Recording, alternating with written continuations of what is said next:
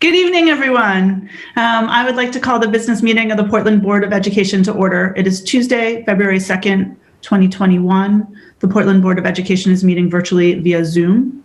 May I please ask the superintendent to call the roll? Yes, Madam Chair. Ms. Bondo, Mr. Burke. Here. Mr. Irish. Here. Señor Rodriguez. Presente. Ms. Russell Becker. Here. Ms. Thompson. Here. Ms. Trevorrow. Here. Mr. Youssef. Here. Ms. Allen. Ms. Boxer McCumber. Ms. Chung. Here. Ms. Hill. Ms. Yangala. Yes, I'm here. And Chair Figdor. Here. I know Ms. Hill was having some trouble with connectivity tonight and is doing her best to be with us. So with that, would everyone please unmute yourselves for the Pledge of Allegiance?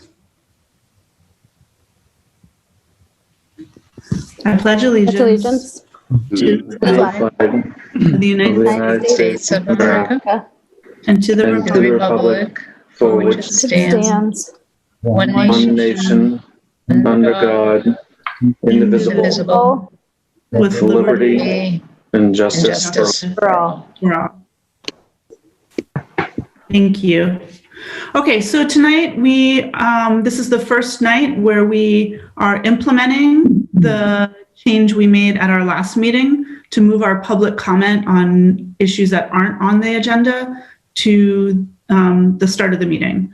So again, tonight now we have public comment on any issue that is not on tonight's agenda.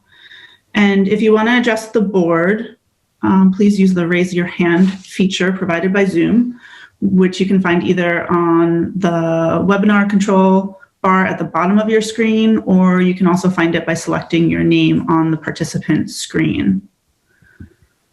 So is there any public comment on issues that aren't on tonight's agenda?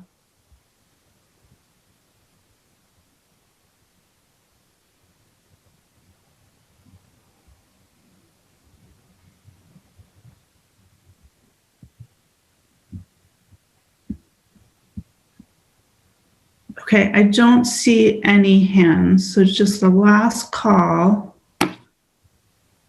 Okay, I'm going to close public comment, and we're going to move to the report of the chair.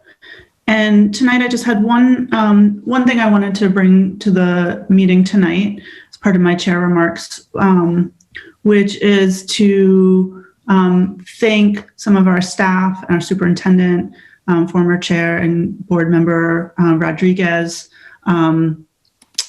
for having the board, enabling the board to go through an abbreviated version of the district's Race in America class, which we did at the end of last year and finished up earlier last month.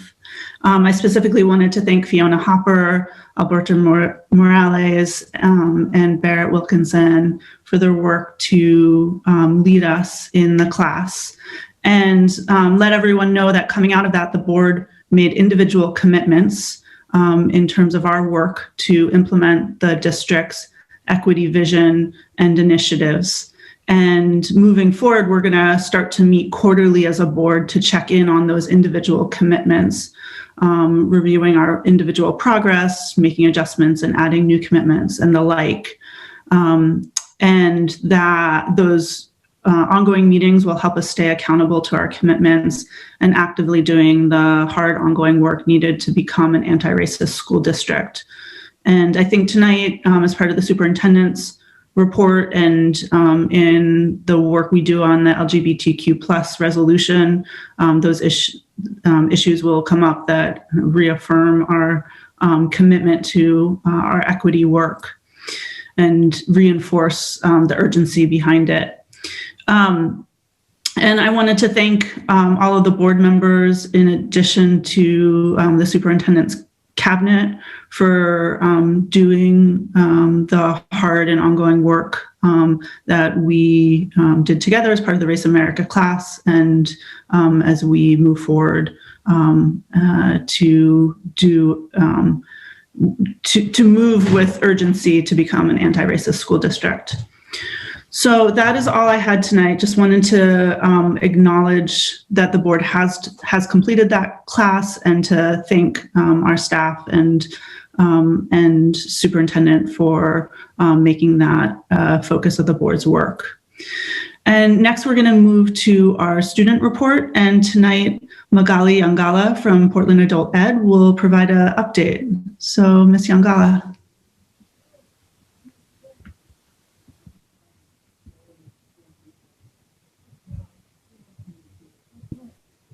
Thank you, Madam Chair. Thank you so much, and good evening, school board members. And thank you so much, Superintendent Botana, for all the support that you do to provide support to school in Portland. Portland Adult Education has continued to provide education to our students, and really appreciate your continuous support in so many ways. And I really appreciate how Portland Adult Education has provided remote education since March 2020 due to COVID-19. And to fulfill my responsibility as PAE student representative, I took some time to participate in a Zoom history class with teacher Heather Hood, so I can get a feedback on the unique experience and to see how adult students are doing in a remote learning. The experience was very unique, and really there is advantages and disadvantages. So there are some students who are parents and they really enjoy doing everything at home, so they can have enough time that allows them to have more classes and get a chance to learn more computer skills. And there is other students who express loneliness of not having the classmates to talk and discuss with. Most importantly, a lot of students who are really new to winter and don't like winter like myself, we really enjoy being at home and really get a chance to learn and study from home because it's so cold and snowing outside. So we are really taking that advantage. And then it's really a good opportunity to learn at the best, and we are trying to stay safe and healthy. So it's just like a big hope that every student is really hoping to go back to normal in the next fall. And PAE continue to offer academic job skills and enrichment classes to all the adult students. And in fact, I am about to begin a new opportunity with the Opportunity Alliance to train people how to be a child care provider in Portland, Maine. So that concludes my student report for tonight, and thank you so much. Thank you so much, Ms. Yangala. Thank you. Okay, next we will turn to the report of the superintendent, Superintendent Botana. Thank you. Thank you, Madam Chair. I would like to begin my comments today by recognizing the original inhabitants of the land on which our city and schools stand, the Maliseet, Micmac, Penobscot, and Passamaquoddy tribes, known collectively as the Wabanaki, or people of the Dawnland. We're honored to have their children among our students today. We are at the start of African American History Month. Traditionally, this has been a time to celebrate contributions by Black Americans to the fabric of our society. This year's celebration takes place in the larger context of a reckoning with the need for a broader focus on social and economic justice for Black Americans inspired by the Black Lives Matter movement. Portland Public Schools, like many other institutions in this country, has historically paid lip service to African American History Month, while continuing to whitewash its part in the perpetuation of inequity. Recently, I shared with the board disaggregated data on the performance of different students groups on multiple measures of achievement and opportunity. Suffice it to say that we continue to be a long way from being the institution that we aspire to be and that our Portland promise commits us to being. So I urge all of my colleagues at PPS to take the opportunity afforded by Black History Month to highlight the contributions of African Americans to our country, but also to set those contributions in the larger struggle for equity and social justice that we are pursuing. I'm proud of the steps that we've taken to create curricula that reflects the experiences of traditionally marginalized communities, such as our Wabanaki and Africana studies.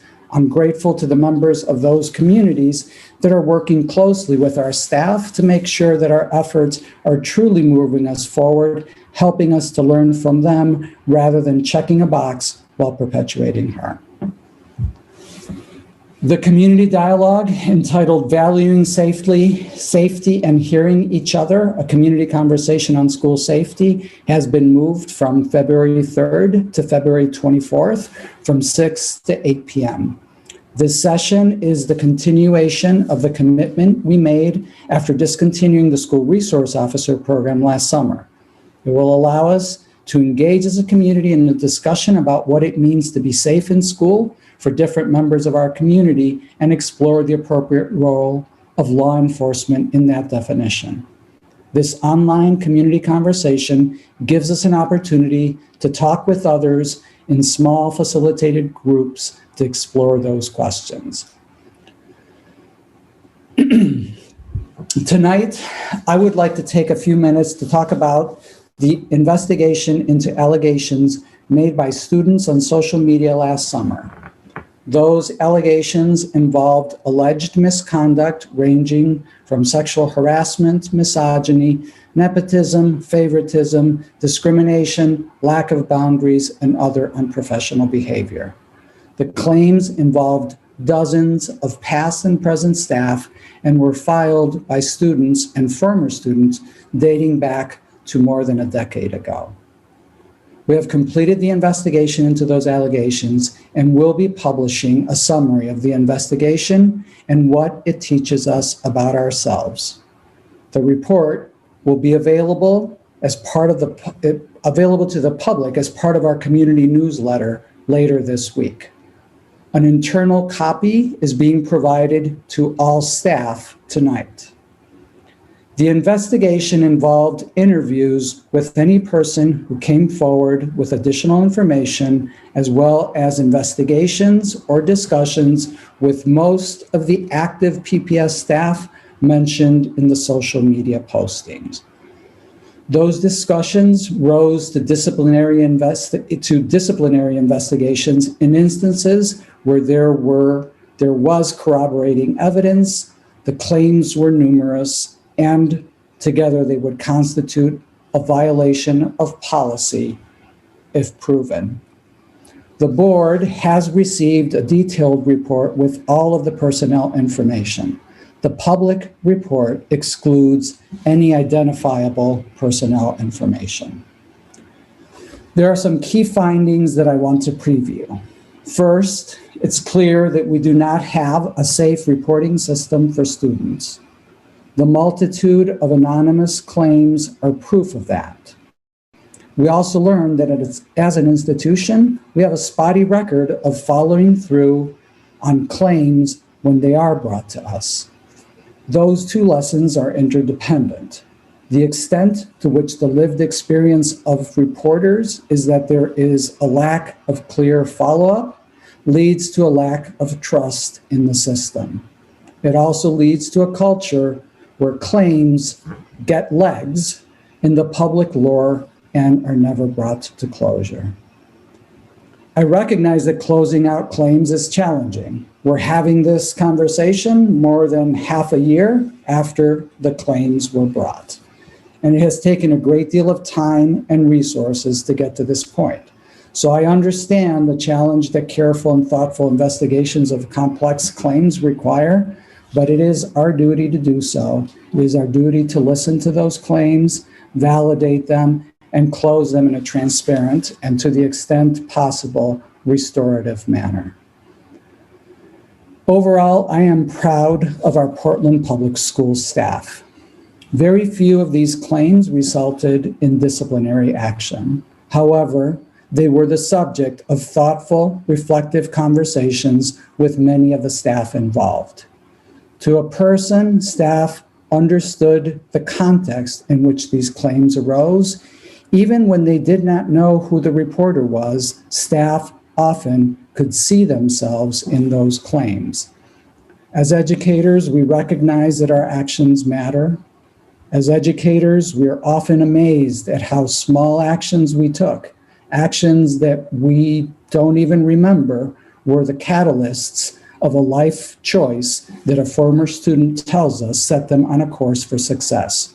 We take pride in those instances, as we should. The claims discussed in this report are the other side of that same coin. As such, we own them to the same degree. Both are cause for reflection, learning, and action. And we need to reflect on the fact that every interaction with a student has the potential to be the one interaction that will be remembered by that student for a lifetime. I've heard from many staff named that this experience, harrowing as it has been, has helped them to improve their practice in positive ways.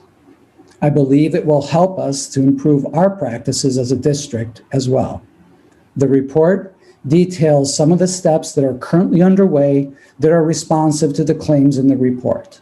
Those include the recently passed harassment and discrimination policies, other policies past and future, such as our gender expansive policy, our discipline policy review, and the ongoing development of an equity policy. Our curriculum work, which I talked about earlier, is another example of proactive steps that we have taken that are responsive to these claims. The report also outlines other possible steps, such as the development of an ombudsman role to serve as an external check on the system, course evaluations, specific ongoing staff training in multiple areas, and school-level restorative dialogues. This is not a proud moment for the Portland Public Schools, as Maine's largest and most diverse school system, and one that is committed to being a just and inclusive place for all. Holding up a mirror and seeing what we see is difficult. In a year when there are so many challenges, we must continue to seize on those challenges and find the opportunities hidden in them. I'm committed to doing that. I know that the board and the Portland Public Schools staff are also committed to doing that. In closing, I want to acknowledge the students who made the claims. I hope they see in our report that we made every effort to follow up their claims to the extent possible. I hope, more importantly, that they see this report as that they see in this report an institution that they are a part of that has room to grow and a commitment to that growth. I hope that it will bring some measure of closure to them. On other personnel matters, I'm happy to announce that we have hired a new Executive Director of Data and Technology, Gavin Goodall, currently the Director of School Improvement for the Denver Public Schools, who will be joining Portland Public Schools next week.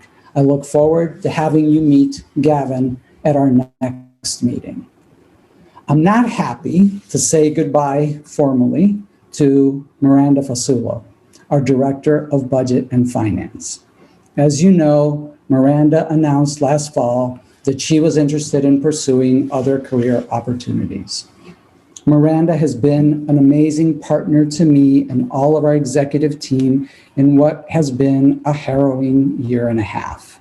She guided us through an incredibly difficult budget last year and was then tasked with managing the different federal funding streams that have sustained our school district's efforts to return students and staff to school safely.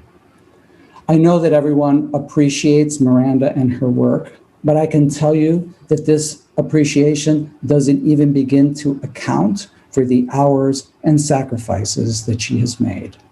Day in and day out, I saw Miranda in front of her multiple computer screens, managing multiple ill-defined and shifting requirements, multiple mostly thankless stakeholders, and the confinement that the pandemic represents for all of us. I cannot say enough about how Miranda has behaved in this transition. Not only did she commit to stay through the hiring of a new director, but she was incredibly dedicated to helping us find just the right person. And now she continues that dedication supporting Kathy Winchenbach as she transitions into the Portland Public Schools. Miranda, you're off camera, but thank you for being a friend, being a colleague, being incredibly funny, and yes,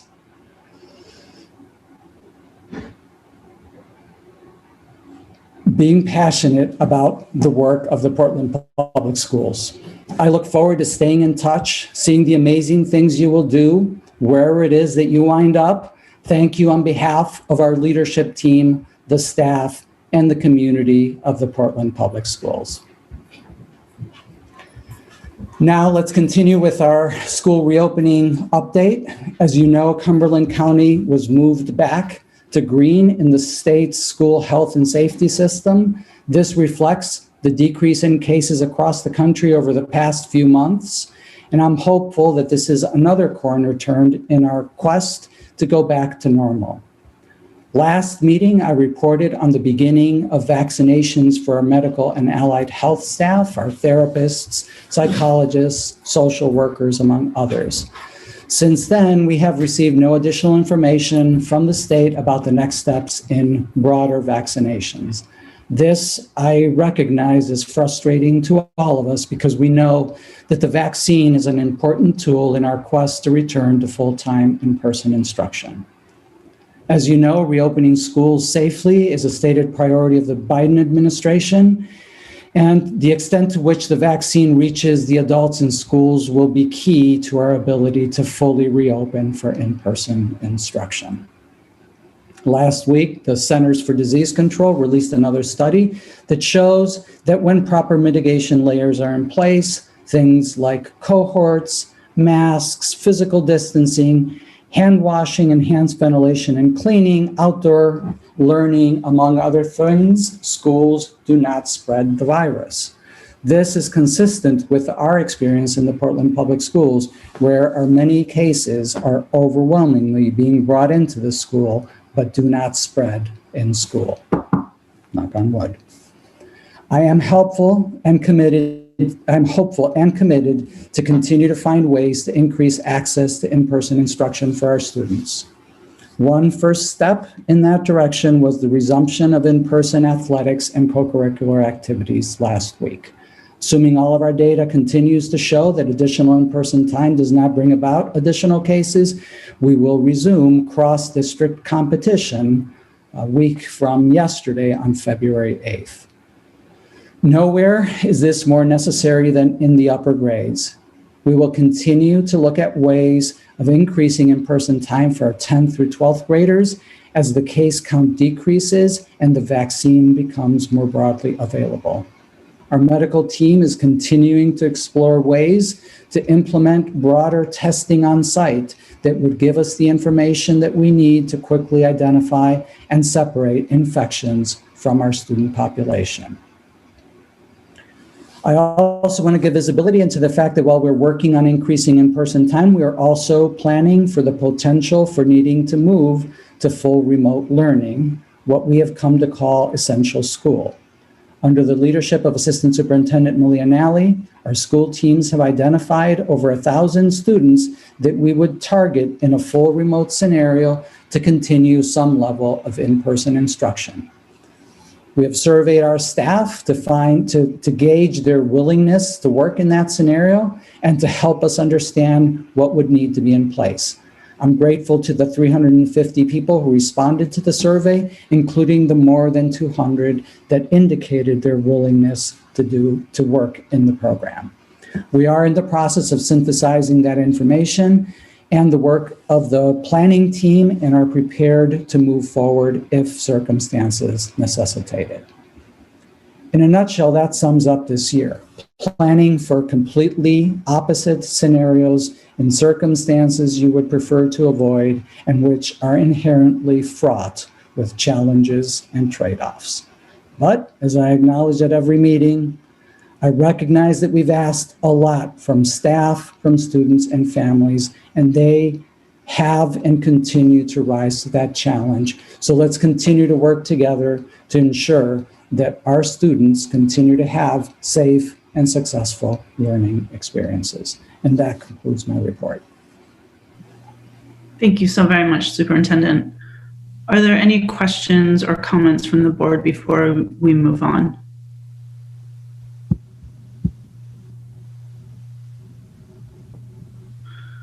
Okay, I don't see any hands. So next we're moving to the report of the Secretary, consideration and action to approve the meeting minutes of January 19th, 2021. Is there a motion? Mr. Burke, seconded by Mr. Rodriguez. Are there any questions on the motion? Is there any public comment on the motion? So this is our meeting minutes from January 19th, our last meeting. I don't see any public comment. Is there any board discussion? All right, by roll call vote, please indicate whether you're in favor of approving the meeting minutes of January 19th, 2021. Mr. Superintendent, will you call the roll? Yes, Madam Chair. Mr. Burke? Yes. Mr. Irish? Yes. Mr. Rodriguez? Yes. Ms. Russell-Better? Yes. Ms. Thompson? I'm abstaining because I wasn't present. Ms. Trevorrow? Yes. Mr. Youssef? Yes. Ms. Allen? She said yes in the comments. Thank you. Ms. Boxer-McCumber? Yes. Ms. Chung? Yes. Ms. Hill is not here. Ms. Yangala? Yes. And Chair Higdon. Yes. So the minutes pass with everyone's vote other than Board Member Thompson, who abstained, and with the support of the students. And now it is time for our board focus on educational issues, which tonight is on PreK, the full implementation and expansion of PreK. And so with that, Superintendent Botana, am I handing it over to you? Yep. Okay. Thank you so much. I'll hand it over to Assistant Superintendent Nally shortly. I just want to point out that today we begin what will be a series of board focus on educational issues designed to build the board and community's understanding around key issues that we will be prioritizing in the FY22 budget proposal, which I'm scheduled to present on March 16th. Tonight's presentation will focus on our expansion of pre-K programming. As many of you will recall, in 2017, the board made a commitment to a 5-year plan to bring us universal access to pre-kindergarten for students in the community. This will be the 3rd year of that expansion. And in addition to the new classrooms being proposed, we're also preparing to implement district bus transportation as part of our efforts to reduce barriers to access. As part of today's presentation, Assistant Superintendent Maria Nally and Pre-K Director Sue Chevalier will discuss the work to date, the challenges we face, and the plans for the future. I believe we also have with us Matt Dubel from Connect Ed, who is going to talk to us about the status of the Early Childhood Revenue Task Force as part of that presentation. So without further introduction, I'm going to turn it over to Assistant Superintendent Nally. Thank you, Superintendent. You stole a little bit of my thunder there in making introductions.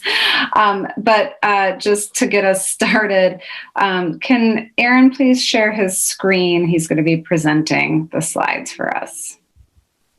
Perfect. Thank you. So like the superintendent said, this evening, I'm going to present a bit of this update along with Sue Chevalier, who's our Director of Pre-K Programs, as well as Matt Jabel, who's here representing both ConnectEd and Starting Strong. So if you can move it forward, Aaron. Our main objectives for this evening, as Superintendent just spoke to, are to just provide you all with an update on the current state of the Portland Pre-K Promise. Specifically, Sue's going to illuminate some of the wins and challenges we've experienced in the past year of implementation. And then we'll be previewing some of the upcoming priorities for next year and how those will show up in the budget that we'll be proposing and in those conversations that are coming soon. So just to start with a bit of background context, you can forward it from there, Aaron. I know that many of you were on the board when we had extensive conversations about pre-K, and some of you were not. So we're going to share just a little bit of regrounding, but we're definitely open to further questions later. So for board members who've been on this journey for a while, this particular excerpt from the research will look familiar. As you've heard, and as many of you have studied on your own, the research is clear that attending a high-quality pre-K program has a positive impact on children's long-term outcomes. It's been shown to correlate with higher graduation rates. The number of years of education that are completed has been connected to decreasing crime and increasing earnings. As the report we've highlighted here demonstrates, these positive outcomes are particularly significant for children growing up in poverty. This is why we see our work to increase access to high-quality pre-K tied to all of our Portland Promise goals, and in particular to our equity goal. Can move us forward. Once again, many of you will recall that in 2017, we engaged in a collaboration with Starting Strong and the Data Innovation Project to better understand the needs of across our community when it comes to accessing pre-K. At the time, we were taking an intentional step back on our pattern of opening 2 new classrooms where we had space in order to reground in the overarching strategy. While there was a clear intention to expand access to pre-K programs from the past, there wasn't a clear end goal, nor was there consensus on our strategic intent to continue expanding in a mixed delivery model. We didn't have a real sense of need in various parts of the city, and we were noticing a trend that we quickly filled seats for non-economically disadvantaged families, but that we struggled to fill the available seats for families from low-income backgrounds. We wanted to understand why, and we wanted to recalibrate our long-term goals, the timeline for getting there, and the strategy overall. Through our collaboration with Starting Strong and the Data Innovation Project, and supported by our Parent Community Specialist team, we were able to glean a better sense of the need in our community and the reasons why many families weren't able to access the programs we did offer. Here you'll recall that several barriers emerged based on the research. Specifically, the timing of the day was challenging when there wasn't access to before or after care. Working families needed full-time or wraparound care.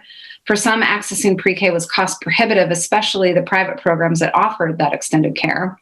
Other things that came up are the lack of transportation as a barrier for families seeking to access the public pre-K programs. So grounded in a better sense of the need and the barriers to access, we then engaged in the next level of strategic planning, which Matt Jabel will briefly remind you of and introduce you to if you were not here at the time we presented this work. So Matt. Thank you. So in thinking about how to address these barriers, we knew that it would take a whole community effort to make sure that all kids could access preschool.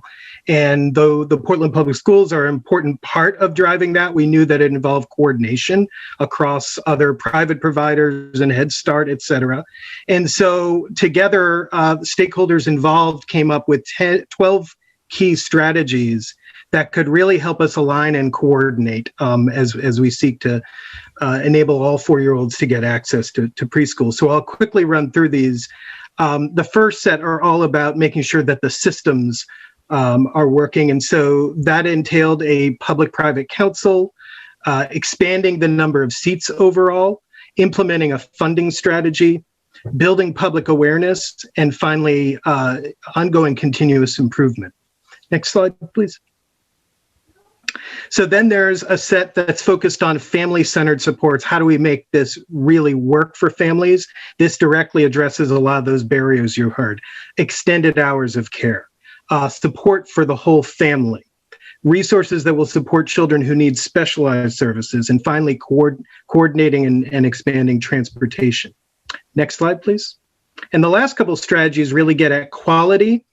So professional learning across everyone who's teaching 4-year-olds.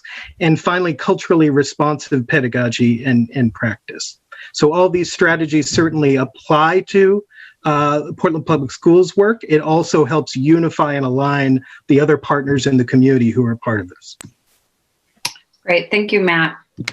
So as you can see here, after we conducted this work to realign our vision, goals, and strategy, the board adopted a resolution in November of 2018 that you may recall we drafted until I think midnight in City Hall. Remember those days?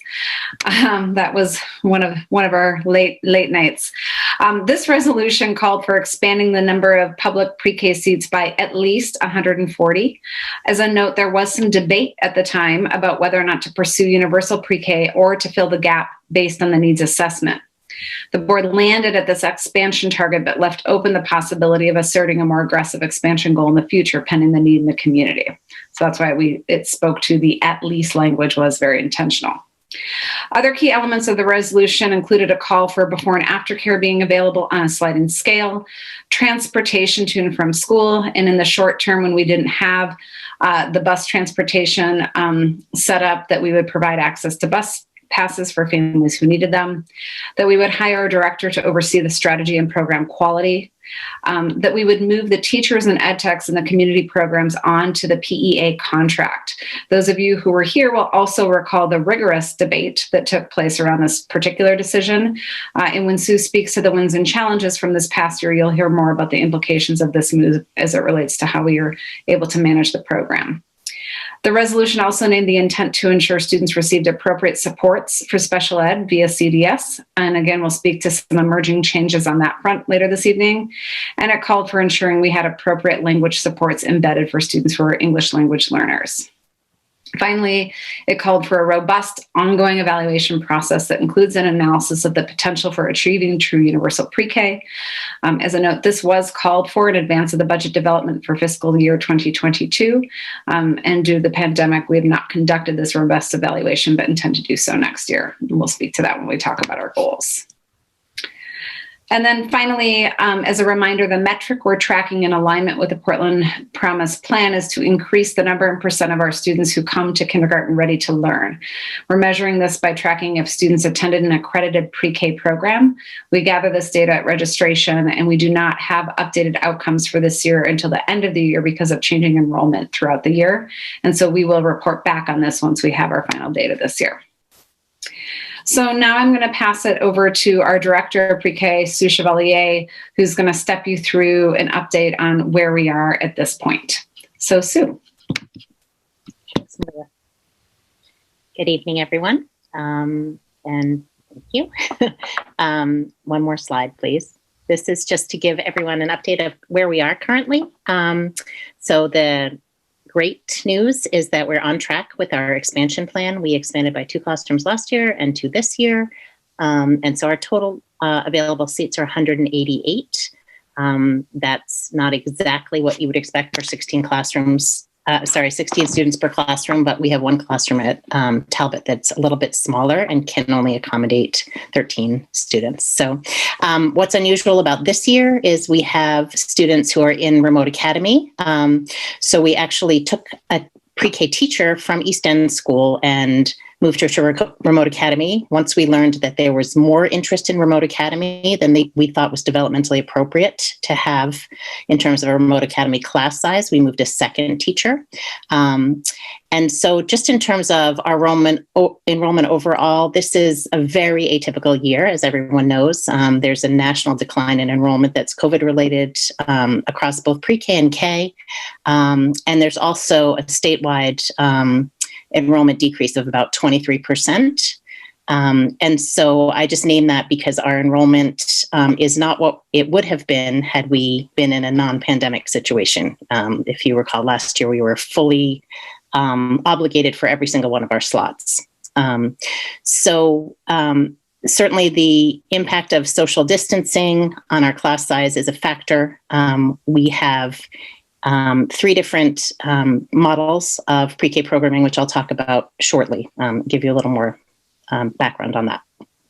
Next slide, please. So for those of you who are new to the board, or just as a recall, there are consistencies across all of our pre-K classrooms in the district.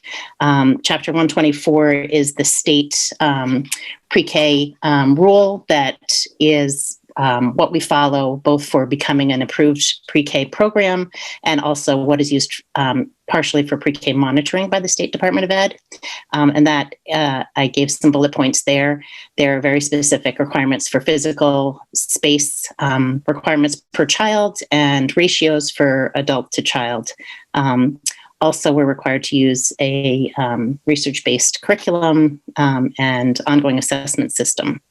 The 3 models that we're currently engaging in this year are a fully remote academy, a hybrid model, which essentially divides our enrolled students in a classroom into A and B cohorts.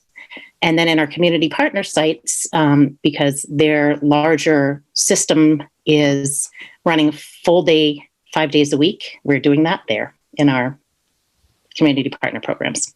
We're also using the PreK for Maine curriculum, which is a research-based whole child open source curriculum that the Department of Ed has vetted as one of its approved curricula for public pre-K programs. It is based on Boston Public Schools' highly researched and successful focus on K-1 curriculum. So super exciting that we've transitioned to that. It's, I would say, very similar to the OWL curriculum, but with many more supports. Like I said, open source, so DOE has a lot of online training and other available supports for teachers and administrators. We also use the Teaching Strategies Gold assessment system, which is an authentic assessment system, which is really exciting. And this year, we've been able to do some amazing things despite the pandemic. One example, which I would flash a photo of it if I had inserted it, is one of the pieces of work we've been doing is on counting collections in our math work. And there are just amazing, authentic ways that we've documented children outside doing counting collections with fall leaves or, little pebbles they found on the playground and things like that. So great opportunities there to really capture what children are learning and doing in an authentic way. We're also using the class system to focus on program quality, both teacher interactions, environmental quality of classrooms, and continuing to focus on separating difference from disability just with a lens to not accidentally over-identifying students who are learning English as potential special needs students. Next slide, please. So key wins, and I say this to the staff, the pre-K team all the time, when we're all feeling challenged by the stressors of this year, that there have been many wins. The biggest of which is navigating remote learning with 4-year-olds, because as I'm sure all of you can imagine, 4-year-olds and online learning are not really a good fit, nor what we'd like to see for any 4-year-old. But I will say the staff has really risen to the occasion with steep learning curves for both how to give curricular supports to students remotely, how to work with families, and how to access and master the technology. So that's a huge win for us. The other huge win, I think, of real note is just being able to find partners and successfully launch 2 new classrooms in a pandemic.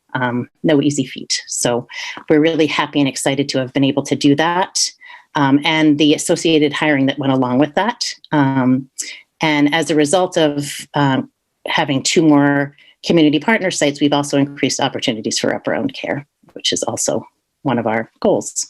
And lots of other work. I won't read every bullet point, but I will say we have lengthened the school day, not in the pandemic, but the plan was for this year to have all of our pre-Ks mirror the elementary school days, which again is one of our goals. And very excited to have worked with the Foundation for Portland Public Schools and gotten a competitive grant to do a project that will be a parent engagement focus around the Maine Early Learning and Development Standards that will create a video that will be interpreted into our major languages as a way to do some more authentic and language access focused parent engagement. And we also were fortunate to hire a part-time person, and I'll talk a little more about why that's going to be really beneficial moving forward. Next slide, please. So the challenges, and I will say this has been a challenging year in general for many reasons, which I don't need to elaborate for all of you. But I think some of the challenges have been COVID specific, but there are challenges that would have existed without COVID. So I'm going to try and differentiate a little bit. I would say that some of the COVID specific challenges are really related to, as I said, developmentally appropriate remote programming, where we were really fortunate to be able to get some developmentally appropriate off-screen materials into the hands of every pre-K student. But still, with that, it's very challenging to go from a hybrid program. Sometimes classrooms close. We have many pre-K teachers who have young children who they themselves are impacted. And so that's been very challenging. I will say also that we received tablets from the Department of Education in an effort to provide technology to all pre-K students. And while it's wonderful to have those, it's not the same as having iPads that the rest of the district has, because it puts the pre-K team in a situation where they don't have the same access to technical support for the tablet use. So that's just another barrier. And a huge barrier has been trying to find subs, because you'll be reminded that we have to maintain a 1-to-8 ratio in our partner sites that are running full capacity. That means there needs to be 2 adults in the classroom every day. And so whenever anyone's out, trying to get a sub in a pandemic situation has been super challenging. Related to partner sites, I will say, and I think anyone that knows me well knows this, that I strongly believe in the power and benefit of a mixed delivery model, meaning pre-K classrooms in our buildings and pre-K classrooms in community partner sites. I think we all want a system of early childhood education that's going to best meet the needs of the city of Portland's 4-year-olds. And I will say that having longstanding, committed community partners is really a bonus for us. But having the staff in those programs come onto the Portland Public Schools contract while giving staff pay parity has, I think, resulted in many challenges that have just created a need for more attention and time from me as the pre-K director, and from the partner sites as well. And so some of those examples are things like partner sites are not typically set up to have someone to cover lunch and planning time for our teachers. That's a contractual obligation. So we are already in a situation where we don't have coverage necessarily to make that happen in a partner site. And integrating the staff into both our professional development, our community-based events, and the partner sites means that those partner site teachers are being asked to do double. And there are scheduling differences. So for example, this year, the partner site programs end at 3:00. And so I am needing to run my professional development sessions and coaching sessions for the staff twice, once early for our in-program in Portland Public Schools classroom programs, and once later in the day for those partner sites. And then we just have the natural barriers of things like not having the same staff as we would have access to if we were in a building, like social work, like building technology coordinators for technology support, and things like that. And teacher evaluation is a real expectation. And now that the teacher is on the Portland Public Schools contract, the responsibility is ours to do that.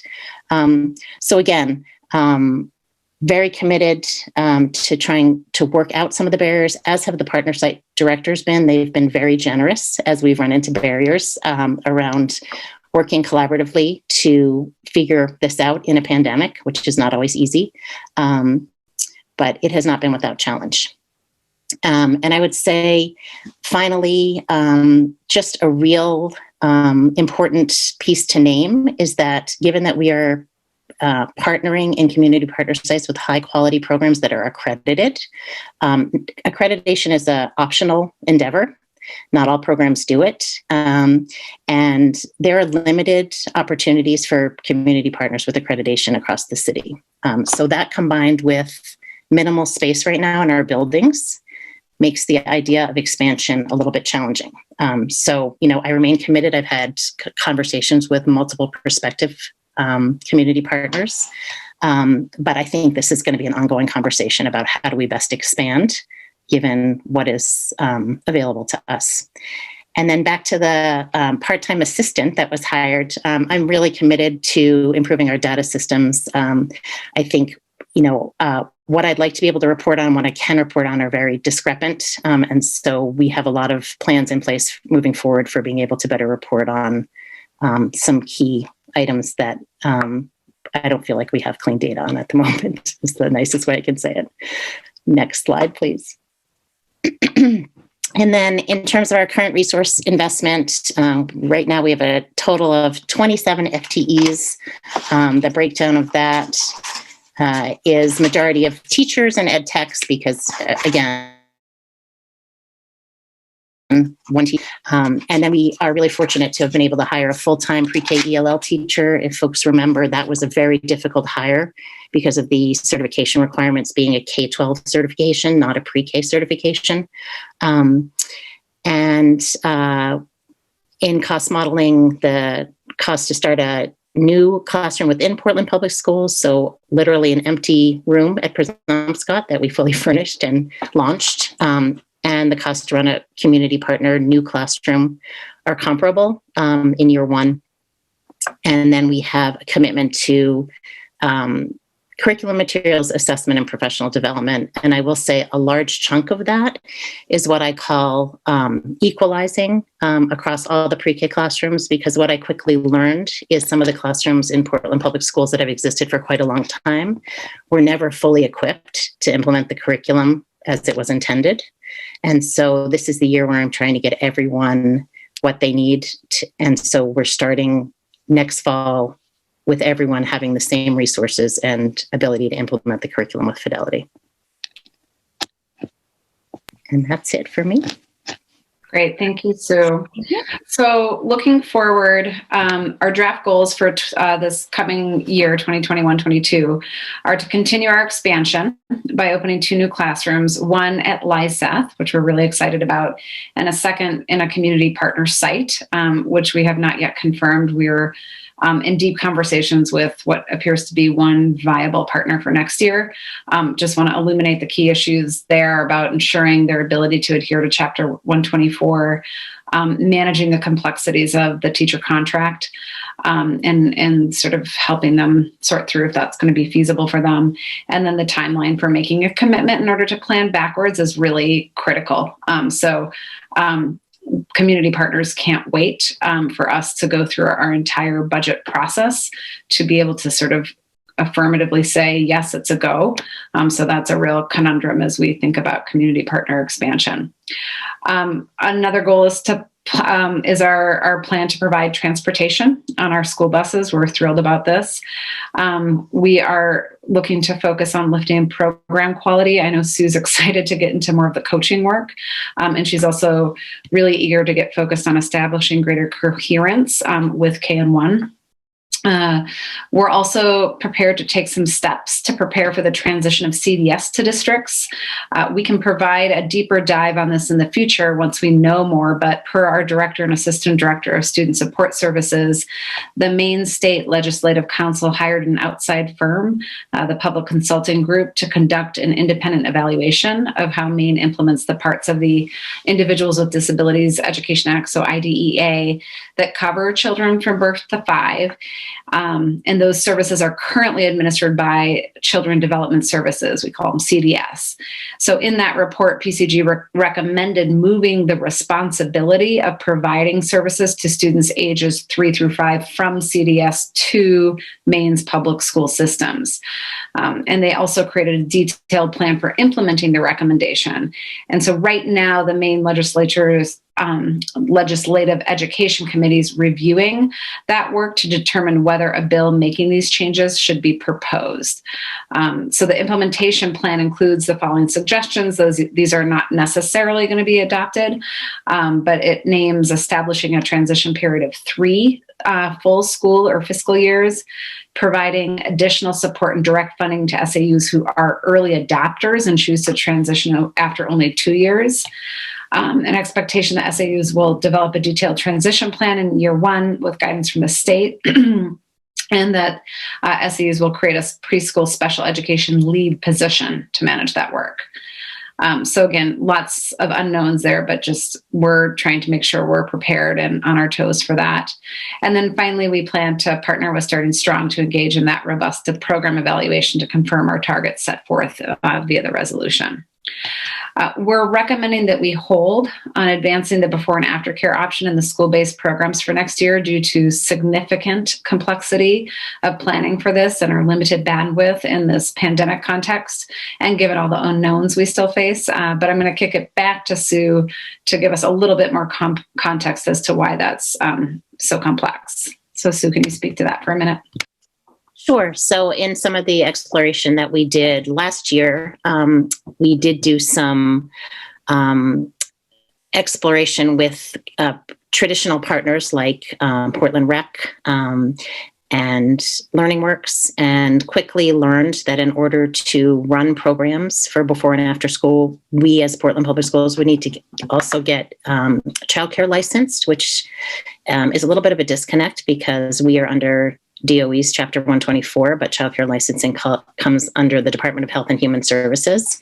And so in order to provide programming in each of our pre-K sites, so for example, in our Portland Public Schools pre-K elementary schools, we would need to get a childcare license for each of those sites.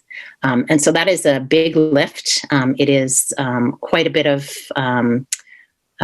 time and energy to do that. We also quickly learned in doing some cost modeling with Miranda that the initial thinking around cost modeling was not exactly as anticipated, that they're depending on participation and demographics of participation, there will be a big fluctuation in what the before and after school programming could cost.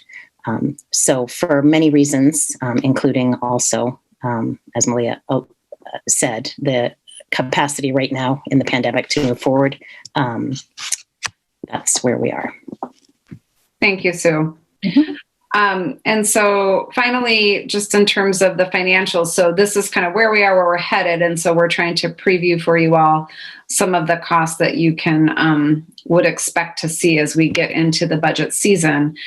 In order to achieve the expansion of 2 classrooms, we'd be adding 2 teachers, 2 ed techs.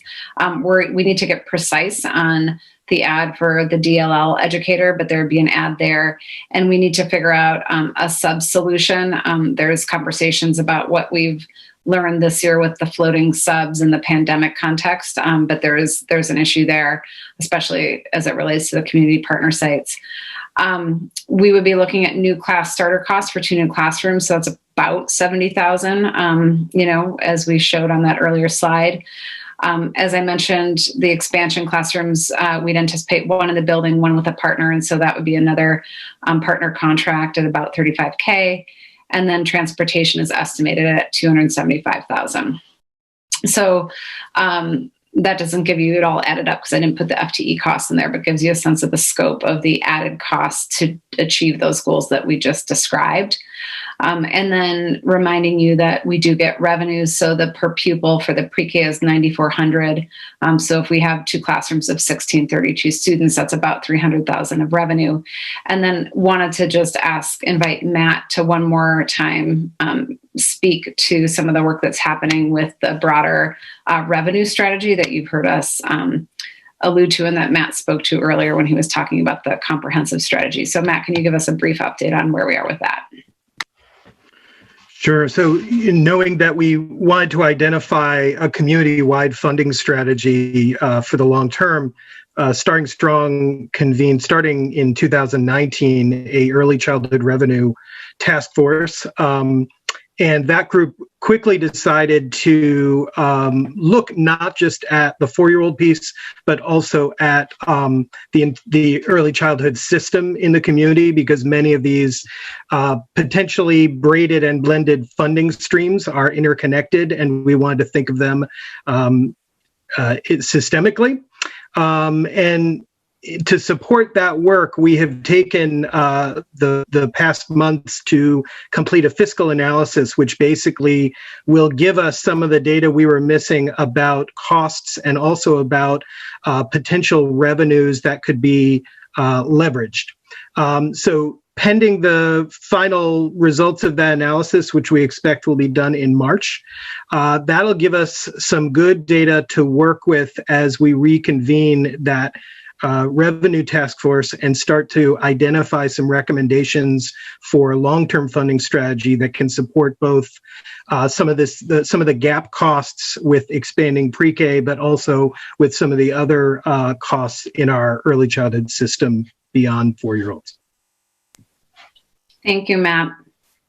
So that is it in terms of our updates. So I think if it's appropriate, Chair Figdor, we're open to fielding some questions from board members.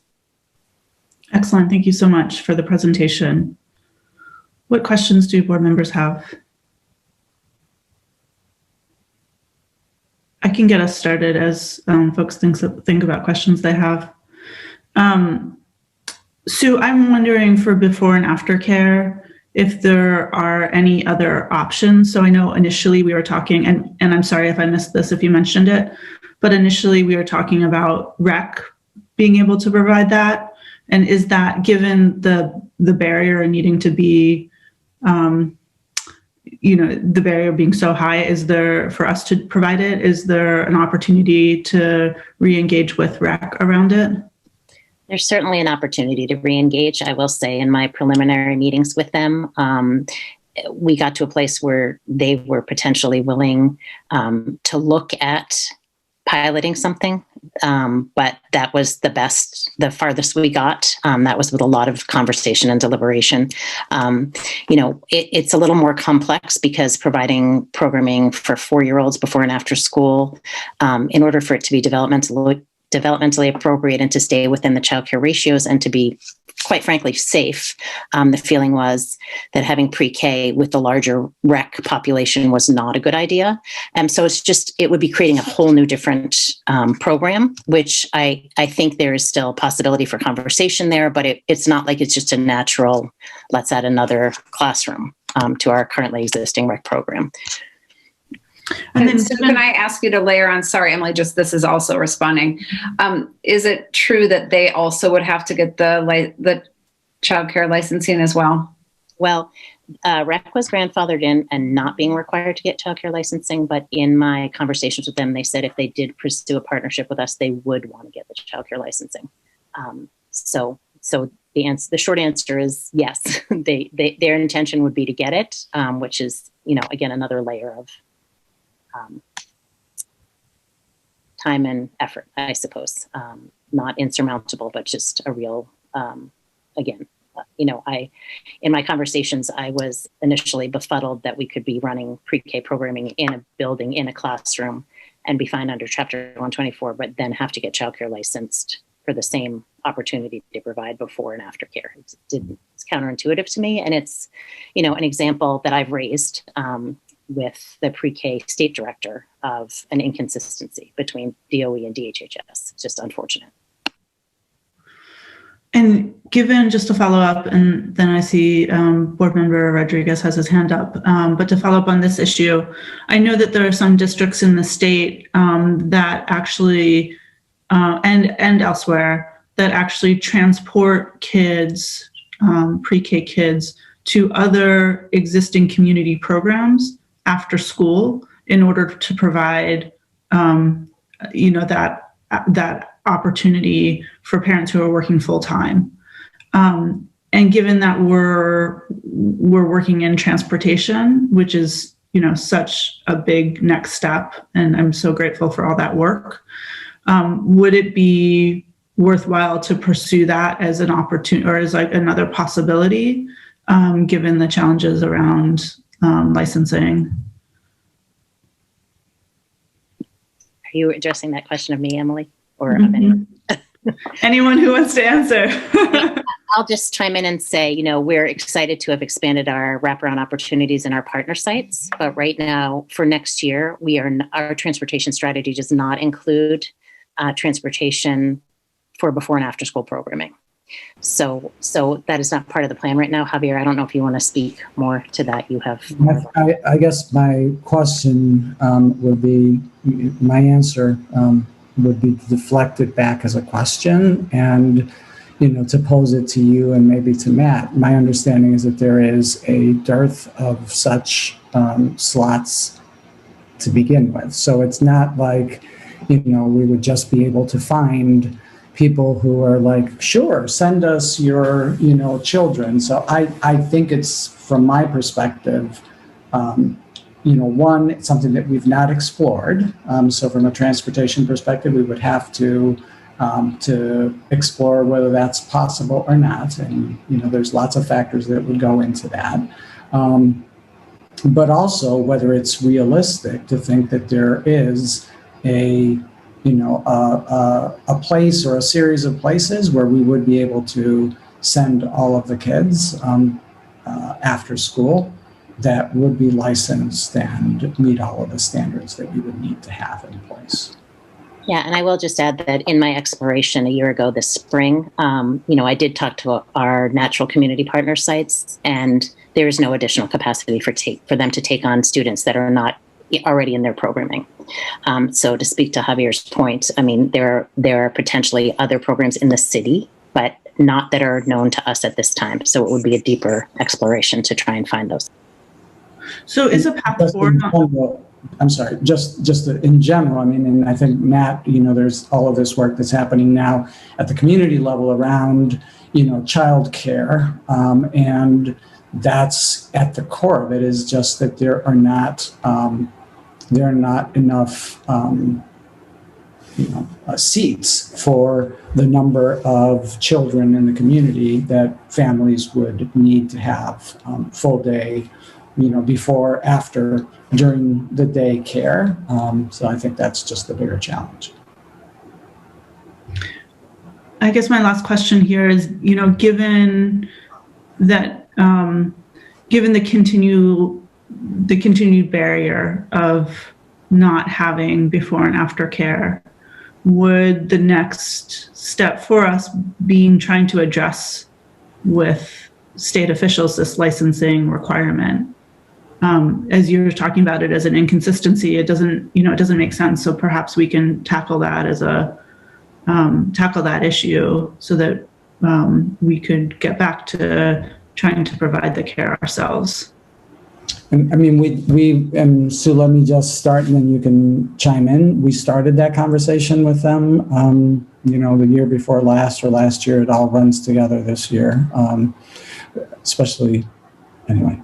So it is something that we started, and they were really supportive of, providing technical assistance on how to follow their rules. They were not supportive on, changing their rules to sort of address the fundamental issue, which is like, we've got the kids, they're with us for, 6.5 hours a day and everything is fine. But then, if we want to have them for an hour before or for an hour and a half later, then somehow we need to be able to dance a completely different tune. And I think they understand that that is somewhat incongruent, but I don't think that they had urgency or capacity to really think about how they would do that differently. So their offer to us was like, here's somebody that you can call that is right here in Portland that can come and help you to do that. Not, oh, sure, of course it makes sense. You've got the kids for 6.5 hours. You should have them for 8. I wonder then if we could bring the issue to our legislative delegation, because it so does not make any sense, right? And if it's going to prohibit us from actually providing pre-K to the kids who need it most, which I think is what we're talking about, right? Many of the kids who need it most, who need access, whose families need access to a full day of care. That's a significant problem, and we should try and resolve that. So thank you so much, Sue. And I'm sorry to the board for monopolizing the questions. Board Member Rodriguez. Thank you, Madam Chair. So I guess, first of all, thank you for the update. This is, I remember that late night meeting and our work that night. Parliamentary speaking, it was a really challenging evening. But I think that I think back on that night as some of the work that I'm most proud to be part of. I hope that as I look at this update, that we can all reflect on that night as work that was incredibly productive, and it did set us in the right direction. So I hope it was worth staying up so late. And also, by the way, having the update, contextualizing the work, it really reaffirms why we're here. So I'm going to ask a couple of questions, understanding that these presentations are meant as real high-level updates. And so I don't expect to get really in detailed answers. And so I think you're probably going to be best to answer some of these, or maybe even Javier. On the barriers to bringing employees from our partners onto our contract, and just for me to better understand, is our plan around that to make changes to the contract and have specific clauses that speak to our pre-K educators, or is it to work with the partner side so that they conform to the already existing contractual obligation statements? And I don't mean to imply those are our only two options, but those are the things that came to mind. I mean, I can kick off on that one. So when we made this agreement, we had a different union president, and at the time we had a verbal conversation set of agreements that we would look at sort of potentially exploring an MOU that would speak to some of the unique parts of working in a Portland pre-K site. That this year Sue's been sort of implementing, getting her arms around that. I mean, we've been managing through the pandemic. So we have collected, or Sue has collected from community partners, a kind of a bunch of feedback about questions, complexities, issues, and of course, Sue has documented that for herself as well. So I do think there's opportunity to explore a possibility of some agreement with the PEA, but that's not something we have. I think Carrie is probably on this call right now. It's not something we've talked explicitly about, certainly recently. But I also think that the way Sue talked about it is having to figure out coordinating and managing through these different issues at the site level. So it just is a lot of additional work coordination, and in some cases calls for additional capacity on top of just the teacher and ed tech to figure out how to make that work. So I think the way you presented it, I would say probably a bit of a both end, but that's where we are at this point. I don't know, Sue, if you'd want to add to any of that.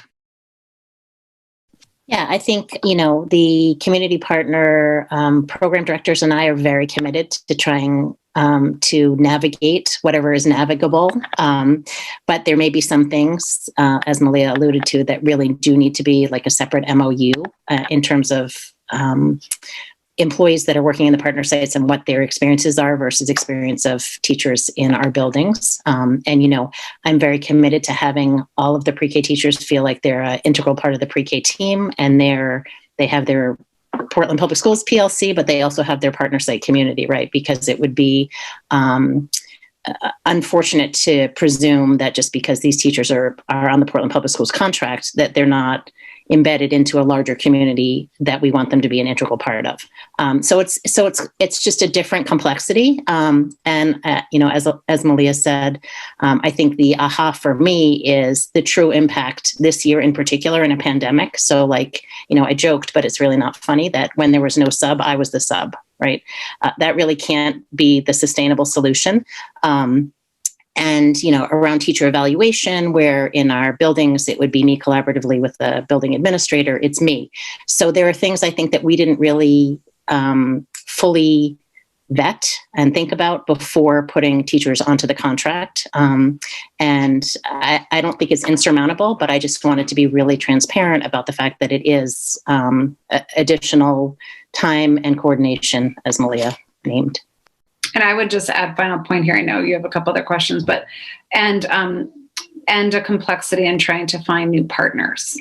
So this is we that we lost our partnership with the Opportunity Alliance. Oh, sorry, here's dinner. Oh boy. Apologies. So we lost that kind of partnership, at least the way we had it. We still are in collaboration. And that's absolutely a challenge and something that, Sue's having to navigate as we try to find new partners that feel like they can manage that. So, yeah. All right. Thank you so much. That was really, really helpful context. And so I think that you touched, as when we talk as a board with the superintendent about collective efficacy, and then, like you said, making sure that everyone feels like they're part of the team and has the same kind of trajectory in terms of vision is so important in many ways, in many aspects of our work. So yeah, really, really thank you for adding that. I guess my other question, and I appreciate I'm going to ask about the data collection, and you seemed, I hope I'm not misrepresenting it, but you seem frustrated with that area. Data collection in the entire district is an area of frustration, I understand, so you're not alone. I guess my only question, and I don't expect details, is some of this data that we're gathering and that we need to be better informed in decision making, does it sometimes or often equate to more work for our teachers? Like, whether it be, additional, I don't know. I don't want to speculate on what it would be, but I guess what I'm asking, could this potentially be more burden on our educators? And I ask that because I see the value, understand the value of having data and accurate data. And I've seen how not having it interferes with our when we try to advance important work. But I also recognize that the burden that it places on some staff members and some team members. We were just talking about the workload on leadership in the cabinet team just a moment ago. So I just want to understand the balance that we have to maintain in stressing the need to keep data, and then the burden that it takes on then using that data accurately and then getting it. Does that make sense as a question? Yeah, it does. And to be honest, the data that I'm after, and I think probably the board is after, is more data that's internal to our processes. So for example, having a better grasp on who has applied for pre-K slot, who has gotten it, in what geographic area do we have what percentage of not meeting a need, for what demographics. So I don't see any of that as a burden to pre-K staff. I see that as internal to the pre-K leadership. And, as Malia always says, team of one. Now I'm a team of 1.5. So it's wonderful to have someone with whom I'm partnering and kind of articulating what I'd like to see for our data collection moving forward, so that I can report much more confidently and competently around what it is we're expending our money on, where the gaps are, and where the need is. And so I just feel like up to this point, we haven't been able to really do that as effectively as I'd like. I'm an information girl. So that's partially me, but also just, not knowing what I didn't know when I was first hired around the systems that we had, and trying to move towards continuous improvement of that. Just add to that a little bit broadly that the issue with data tends to not necessarily be that it's additional work for our our staff, whether it's our teachers or whether it's our secretaries or registrars and things along those lines. I think it's our sort of ill definition of what it is that we're trying to collect, and building the system to collect it and monitor that it's being collected the way that we want it to be collected. I think that that's been more of the issue, less than, people just say, like, I'm not going to do it because it's too much work. It's, we're asking them the wrong questions. We're asking the questions in haphazard ways, and then we're not, tracking that we're actually collecting the data the way that we need it. So I think that that's the bigger issue, sort of on data in general, and clearly in this particular arena. I just wanted to make a last comment, because your question seems maybe you were thinking about the teacher level data, the assessment data that Sue had mentioned, the Teaching Strategies Golden Class assessment. And I think that there's some really great, and as Sue spoke to, authentic tools that we're using, that we do have the potential to look at in a more aggregate sense, that, is work a teacher is doing, but I think it's very embedded into the curriculum. It's a genuine formative tool that we're using. So I think that's positive in terms of that kind of burden to collect data that, doesn't feel actionable, that you sometimes hear about people experiencing. Yeah. Go ahead, Javier. No, I was just going to give a compliment to Sue, that I think that Sue and Malia have, done a great job of working to create a structure where people have the time and the place to be able to do that work. And it feels, as Malia mentioned, part of, what I do as a teacher in a valuable way, as opposed to like, this is so that Sue can fill out a cool report for the board. Yeah, and I will say the Teaching Strategies Gold platform is definitely not a quick and easy thing, but I think what it affords teachers around their own curriculum planning moving forward and meeting the needs of the diverse children in their classroom is well worth it. And, like with anything, there's a learning curve. So we have brand new teachers who are brand new to it. And so it takes longer until you're more facile with any new system, right?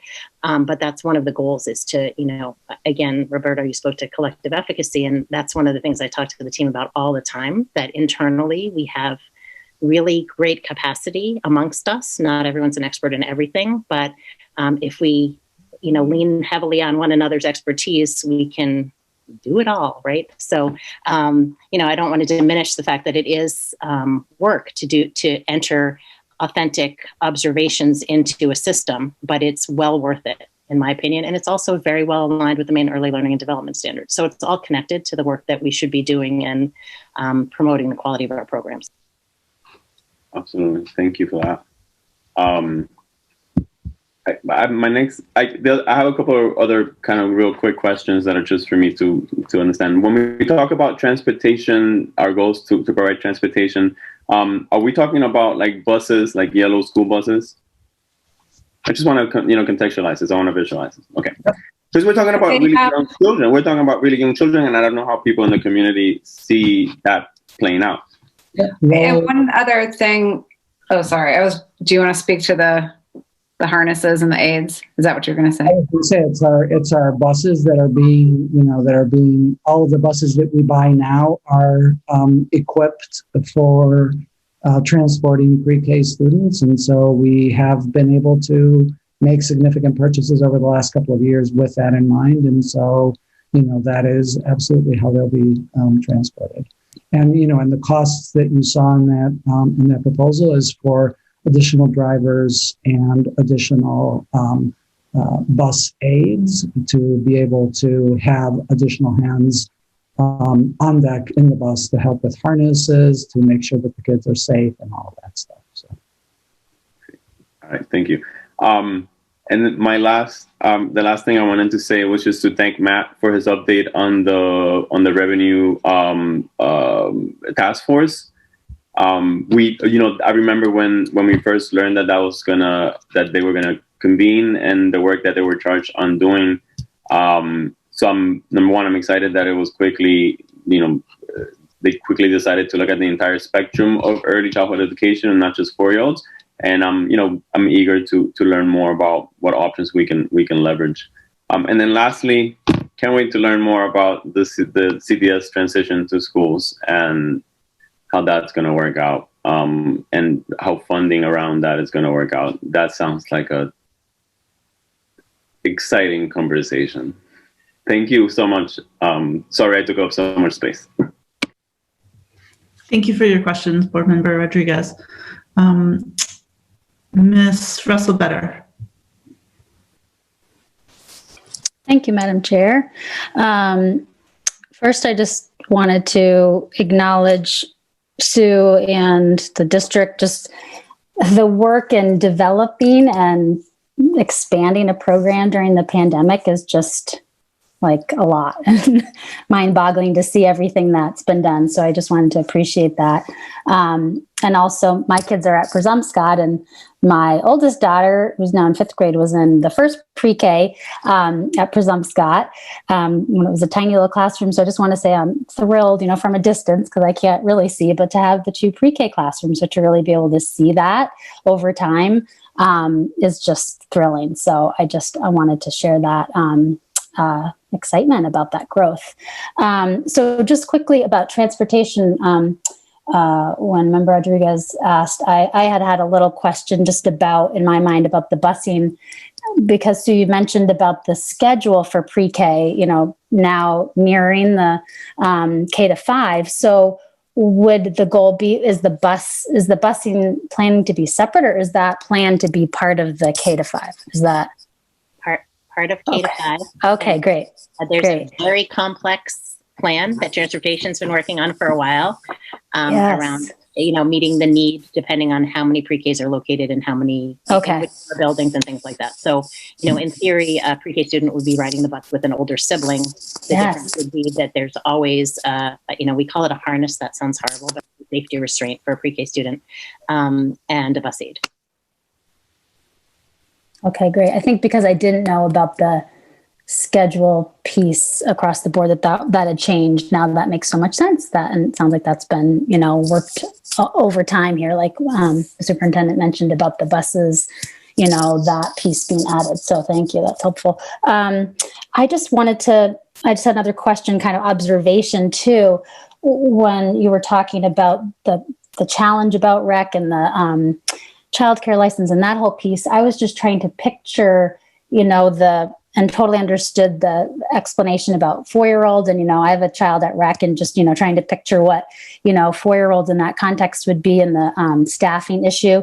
And then I was just picturing like space, right? And, I was thinking about our 4 schools that are getting rebuilt, and I was picturing like Presumpscott, of course, the building I know the most, like when there's a separate gym and cafeteria, I could picture, right? Like down the road. So was that a part of, this piece? It must be too, right? In all of our buildings, like the space, like as you're talking about maybe considering with PreK, I'm guessing that's the case with most of the schools, or at least the older schools, that the space issue of having, say, a separate, anyway, so it's just an observation and wondering, is that the case that's a big piece of this, the space? Yeah, and I think PreK in general, upfronted the space issue globally. That it's just a reality of sharing space after school time is challenging.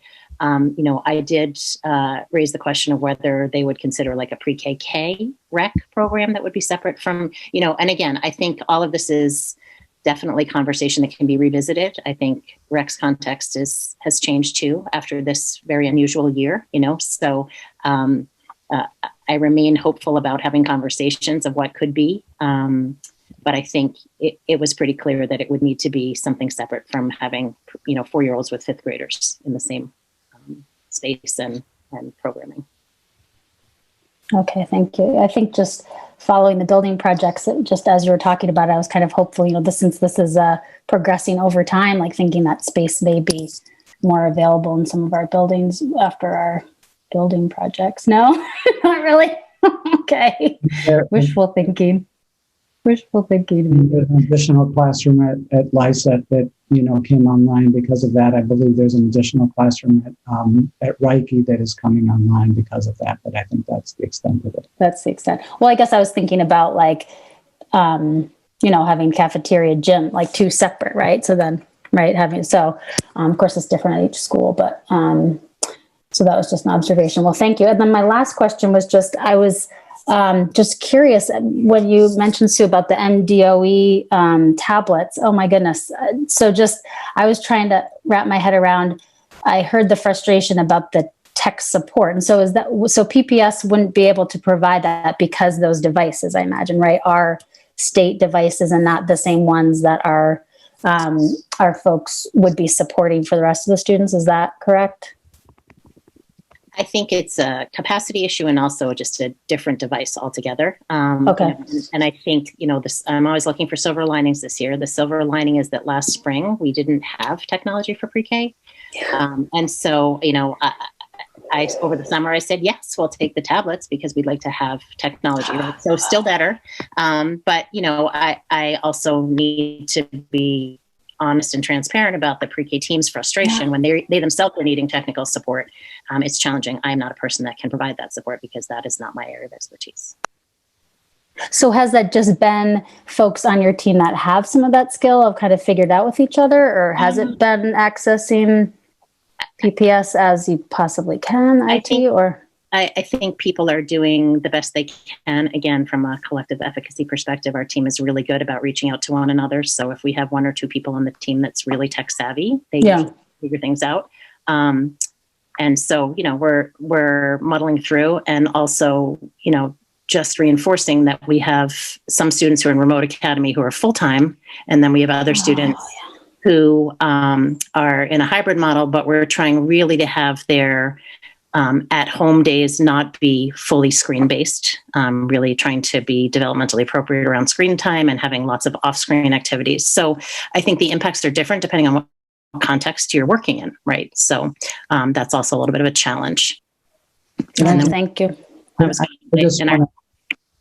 I'm sorry, so go ahead. Finish. I was just going to say, and in our community partner sites who are 5 days a week, full day, there's really no need for that tech use unless for some reason they have to close for a quarantine or some other situation, which is a short-term closure. I guess I just, on the tech side, I want to make sure that the board understands that we do have iPads for our pre-kindergarten students. We did order them, so it's not like we don't have them. We've decided not to deploy them for a couple of reasons. One, because we had already gotten, pre-K had devices before, our kindergarten, 1st and 2nd graders had devices. So they had already been issued a device, which is, a significant drain of time and energy for our staff to do that. The devices have built-in wireless. So that is a year license that came with those MDOE devices for everybody having wireless directly from that. And so we made the decision, given the significant deployments that we have with, all of the K1 and 2 iPads that needed to, be rolled out to, 1,500 kids. And, now the same Chromebook issuing for all of the 3rd, 4th, and 5th grade kids, that we didn't want to add an additional sort of rollout of something when they already had it and when we are so stretched out in terms of our ability to keep up with that. And we will be this is sort of an opportunity to just say that at the Operations Committee meeting on Thursday, we will be talking about an analysis that we just had done on our IT infrastructure that will tell you that we're significantly understaffed for the work that we are trying to do. And so I think that it's important for people to understand that it's not like we said, the heck with the pre-K kids. They don't get iPads. We have iPads. They will next year. That license will expire, and those kids will, next year's pre-K kids will have an iPad just like everybody else. But this year is, as we have all know, it's a pretty stressful and demanding year, particularly on our IT team. Oh, thank you, Superintendent. That context is really helpful.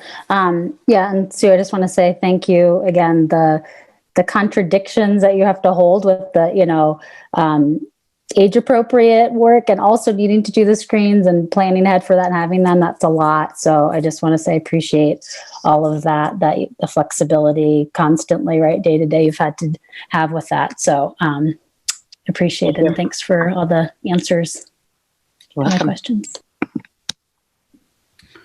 Are there any other board questions? I have a quick request, which is to post the presentation in board docs. And Sue, thank you so much. Thank you, Matt.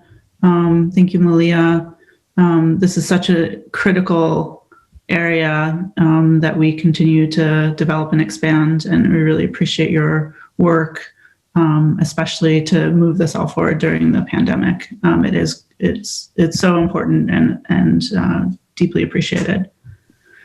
So with that, we are on to consent items. Will the superintendent speak to this item? Actually, I have some closing comments on the board focus. So I just wanted to, first of all, I wanted to thank Sue and Malia for the amazing work that they do and that they did in preparing for this. So you guys are amazing. And, again, I'm just, particularly this year with everything that's going on, what you guys are carrying is huge. So thank you for your work on that. But I also just wanted to mention that, as I said at the beginning, that this is going to be a feature of the next couple of board meetings, again, ahead of the March 16th budget presentation. So at the next meeting on February 23rd, we will be discussing the LAU plan implementation. And then at the March 2nd meeting,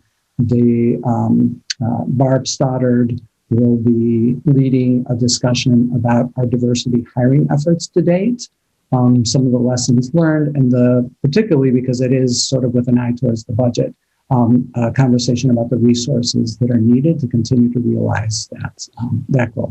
So, and again, as I mentioned just now, on Thursday at the Operations Committee, we will be talking about the IT organization to sort of talk about what it would take to align it with districts our size. And, we also, last week, the board's curriculum committee heard about some of the costs associated with the district curriculum work that we talked about earlier, as well as the sort of the continued expansion of some of our other programming areas. So there's a lot of work that's happening leading up to March 16th. And so I am just really grateful to the board for your continued engagement in these conversations. So please stay with us as we try to make the case for what we're going to be bringing to you on March 16th. And with that, I can do the consent. I'll just say thank you so much. I think these board focuses are critically important, especially as we move towards the budget. So deeply appreciate the work that goes into putting them together and helping to prepare us to tackle the budget. Great. Under board policy KCD, the school board accepts by unanimous consent contributions made to the school district as required by that policy. All of the donations are listed in the board agenda under this item. Our practice is for each donor to receive a written contribution acknowledgement expressing our heartfelt gratitude as well as for their tax purposes. I would like to thank the many generous contributors to the Portland Public Schools who have made donations of durable goods, goods of substantial value, and historical or commemorative significance, including file folders, postcards, and marking tags valued at $170 from Connie Gurney, brand new winter jackets, snow pants, mittens, gloves, hats, and boots valued at $500 from Jody Halliday and Bill Kowalczyk, and $1,000 to support Ocean Avenue students from Dr. Will Burrow. We're extremely grateful to all of our generous supporters for the contributions that they make to the work that we're doing in the Portland Public Schools. Thank you so much, Superintendent. Now we're on to new business, and tonight we have first read of the school year 2021-22 calendar. Just a reminder that there's no public comment or board discussion on first reads. So next we're moving to old business, and we have consideration and action to approve a resolution condemning hate crimes targeting LGBTQ plus community members and affirming our commitments to LGBTQ plus students, staff, and families. Is there a motion? So moved. I saw Board Member Thompson, seconded by Board Member Rodriguez. Our Superintendent, would you like to speak to the motion?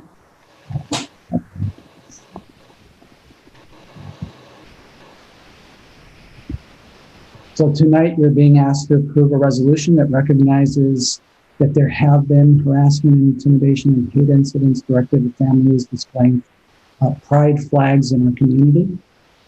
The resolution, which was originally drafted by Board Chair Figdor, has been revised to reflect comments and suggestions from staff, including myself, Diversity, Equity, and Inclusion Director Barrett Wilkinson, and staff and students in our district who identify as LGBTQ+. The resolution commits us to continue our efforts to provide a safe and unambiguously supportive learning and work environment, and to affirm our multiple identities and many symbolic and substantive varieties. So with that, we would ask for the board to approve this resolution. Excellent, thank you. Are there any questions on the motion?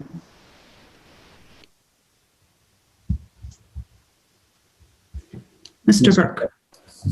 Thank you. I just have one clarifying question. I'm wondering if anybody knows if including the specifics of what the hateful content was that was sent, if that tends to produce copycat behavior, or if it's effective to name it, just to call it for what it is.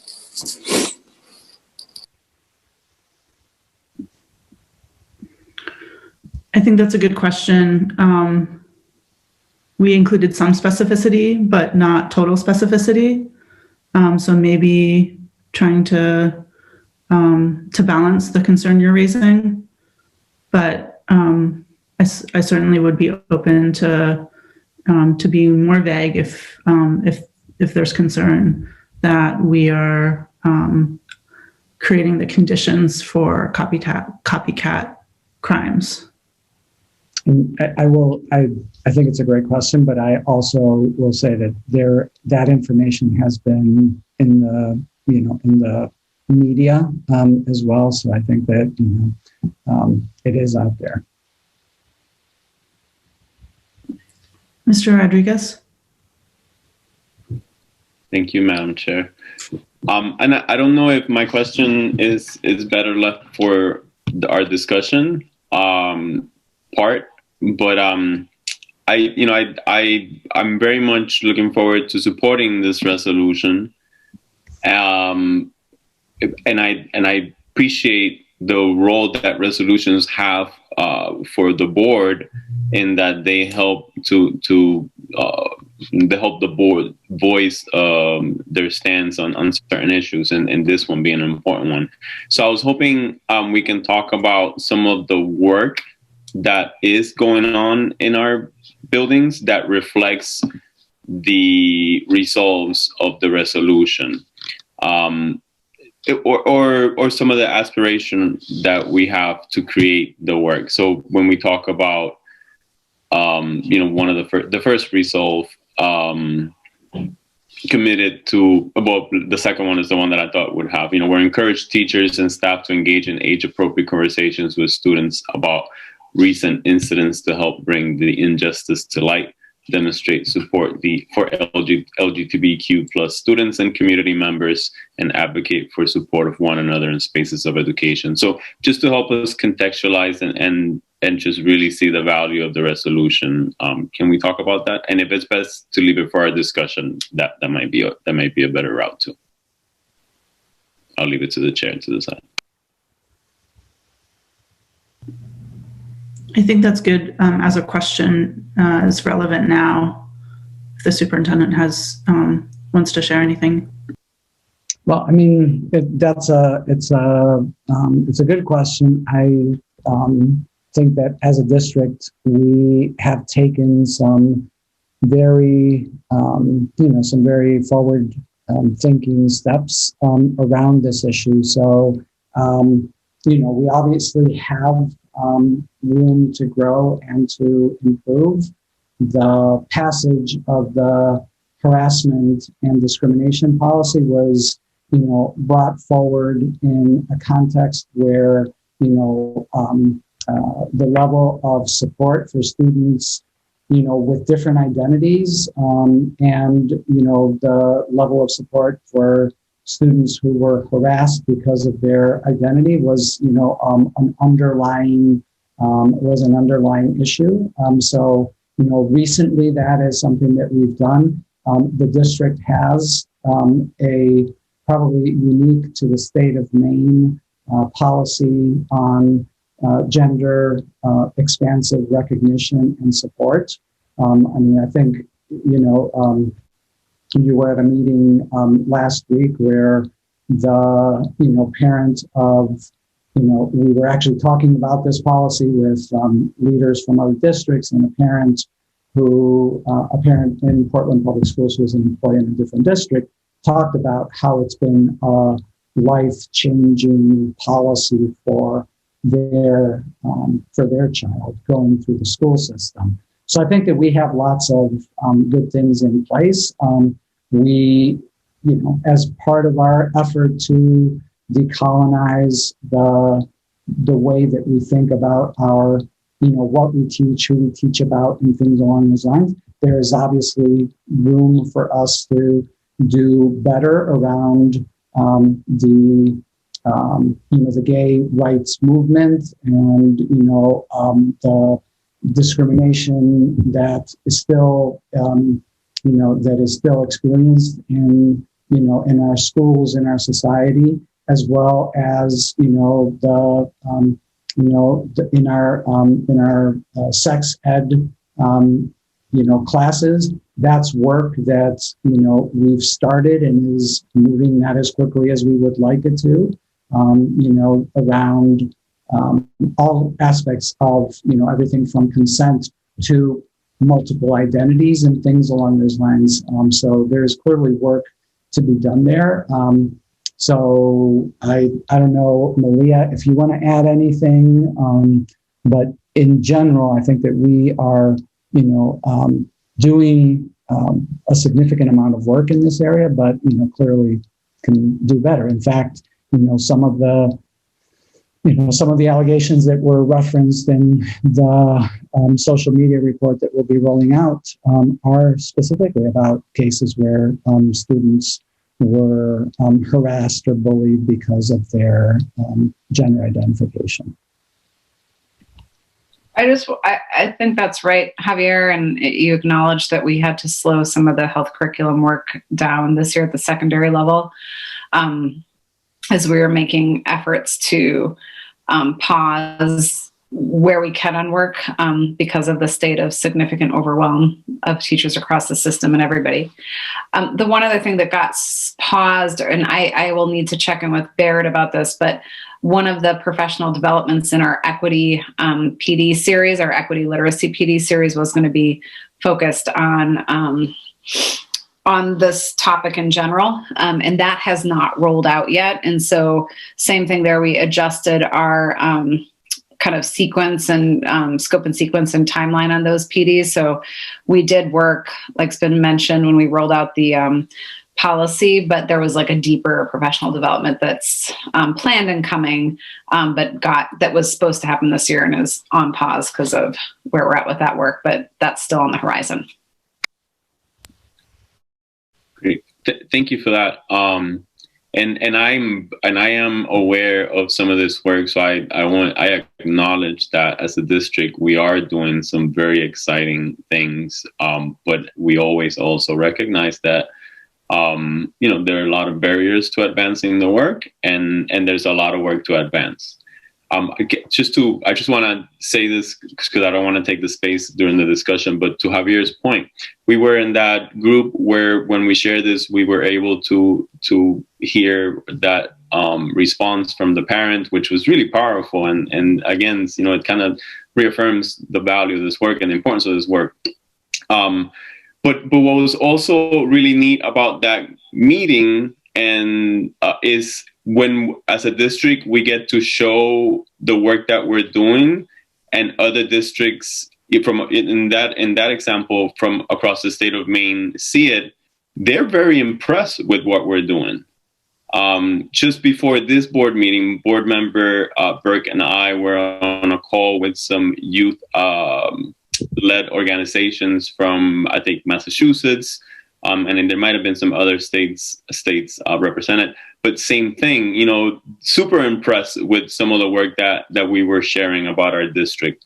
And so while we know that there's a lot of work yet to be done, I am so proud of what our vision as a district, the work that we're doing every day, and resolutions like these that help the board voice their support for that work. Thank you again for adding context to it. And like I said earlier, I'm looking forward to supporting the resolution. Thank you, Madam Chair. Thank you so much, Board Member Rodriguez. Are there any other questions from the board? Okay, then we're going to go to public comment. Is there any public comment specifically on this motion? This is the LGBTQ plus resolution. And Peggy, I see your hand is up, and I know your hand's been up for a little bit, and I just want to confirm that your comment is specifically on this resolution. And if so, please start by stating your name and address, and you'll have 3 minutes to address the board. And I apologize. I don't have, Anne, I'm wondering if you can allow Peggy to participate. Yes. Thank you.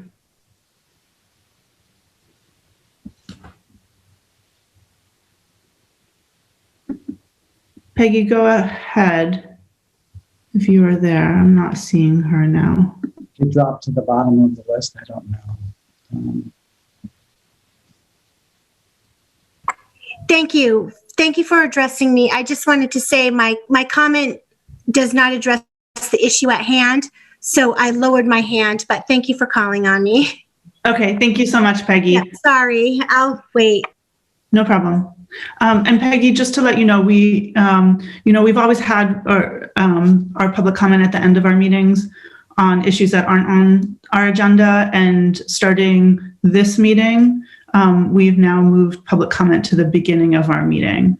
So that opportunity has passed. If there's a issue on our agenda that you have public comment on, you're welcome to. If not, I invite you to join us at the start of our next meeting. I appreciate that. Thank you, Emily. Absolutely. Thank you. Yeah.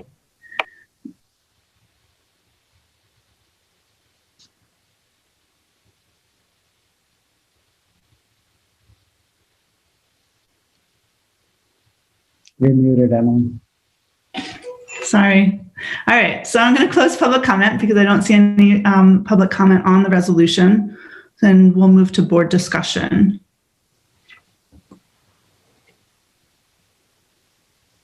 Is there any discussion on the resolution?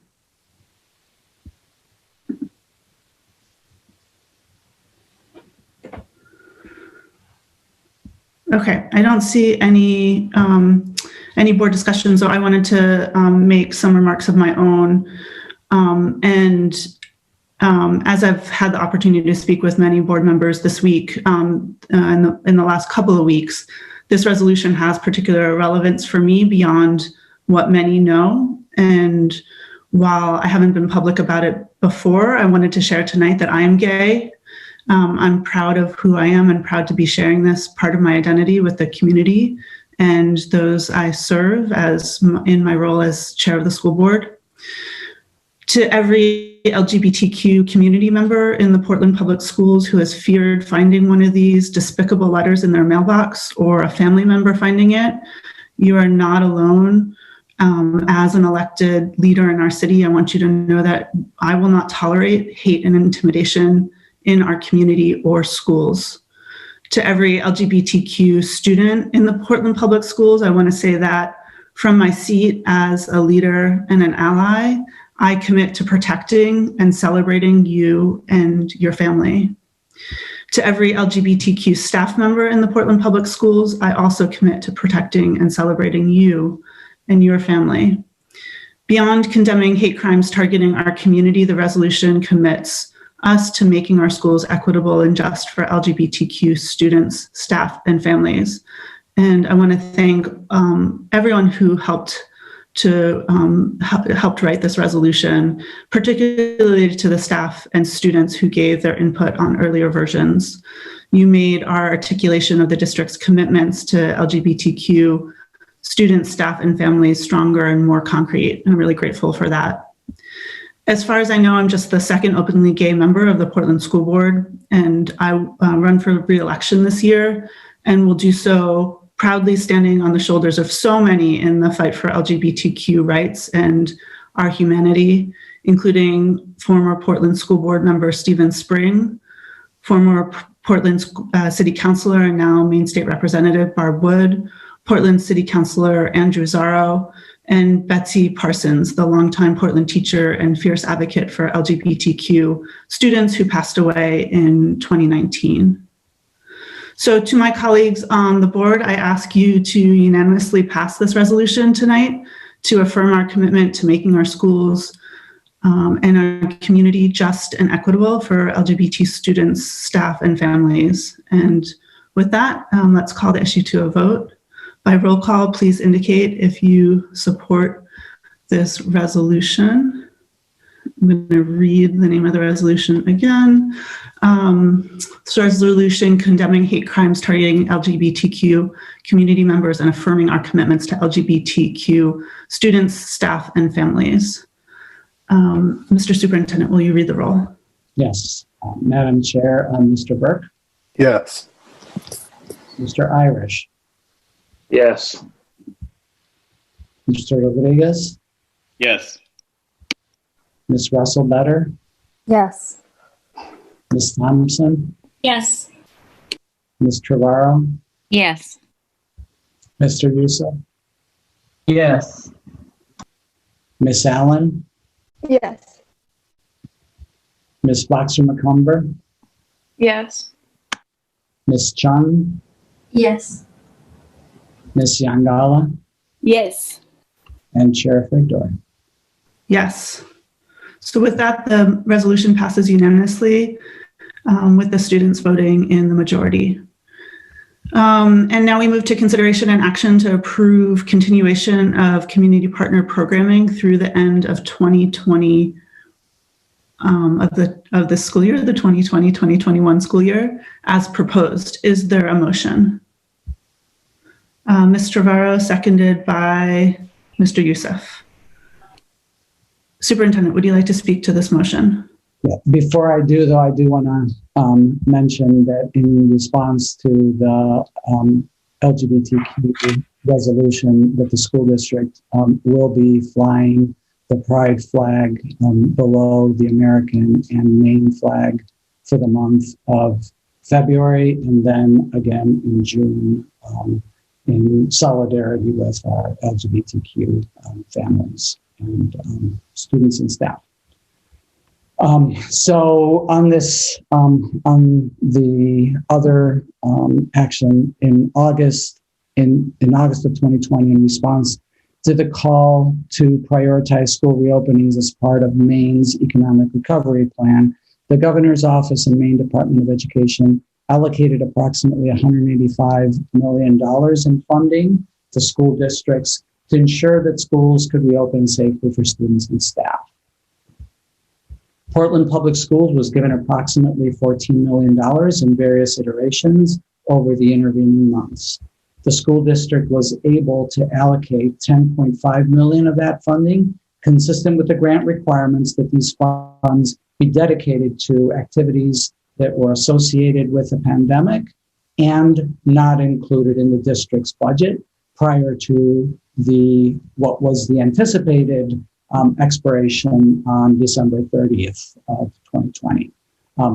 The district used the approximately 2/3 of that $10.5 million in CRF money for urgent one-time COVID-related investments such as supplies, computers to enable students to learn remotely, and upgrades to facilities for such things as ventilation improvements, security improvements, and the establishment of outdoor classrooms.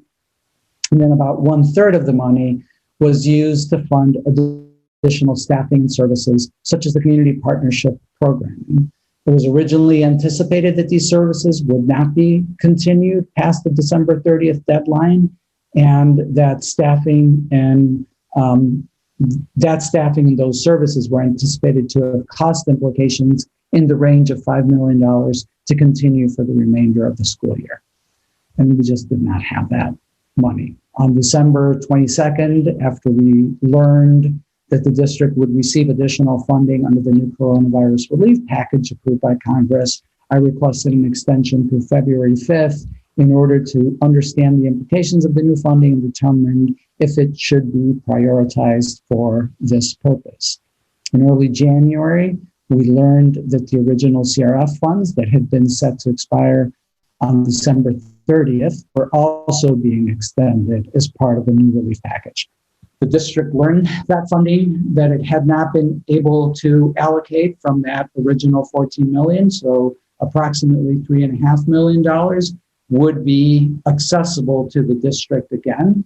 And so on January 19th, you had the first reading of this proposal to continue to fund community partnerships through the end of the school year using those reallocated funds. As part of my proposal, I'm recommending that the extended aftercare programming provided by Portland Parks and Recreation be funded only for students who meet the city's financial guidelines for this program. Portland Parks and Rec has provided before and aftercare to families in the Portland Public Schools for many years, and this has always been a fee-based program with an income-based sliding scale. Portland Public Schools will continue to offset the full cost of this programming when the costs cannot be funded by parent fees. All costs of all of the other programs will continue to be fully offset by CRF funds, and the estimated costs for these programs are outlined in the attached presentation, which we reviewed at the January 19th board meeting. So with that, I ask that you approve this recommendation. Thank you, Mr. Superintendent. Are there board questions?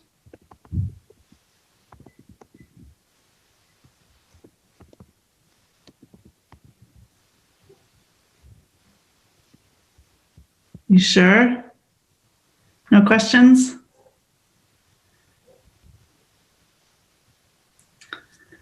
Okay. Is there public comment specifically on this motion to extend the Community Partners Program? If you're interested in commenting to the board, please use the raise your hand function either at the bottom of the screen or next to your name.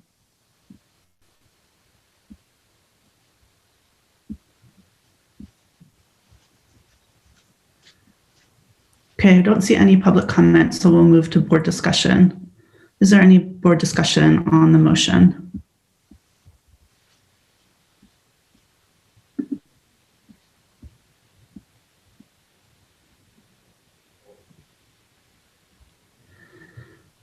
All right.